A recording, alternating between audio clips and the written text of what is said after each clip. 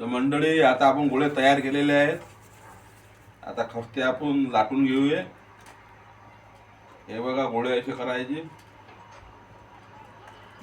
आणि लाटून घ्यायचे आहेत. पहिले हे पूर्ण गोल करायचे.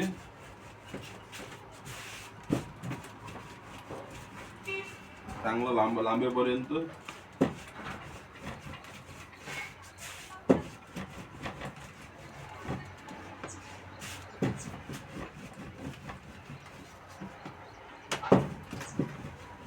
गोल झालेला आहे, त्याला अर्धा भाग करायचा असा आणि चोकोन करायचं.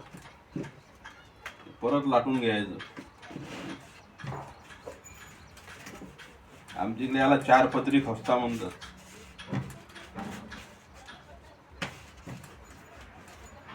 हे असं तयार झालेलं आहे. त्याला थोडे बारीक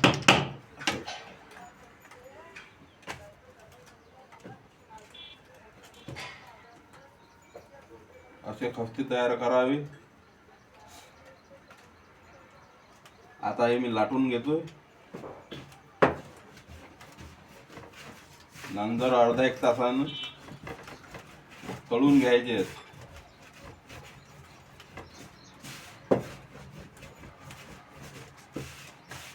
खास महिलांसाठी हा व्हिडिओ.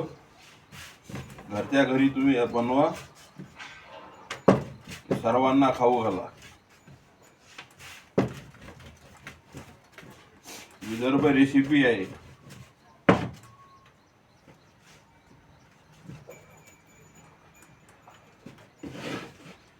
आमची पाणीपुरीची स्टॉल असते.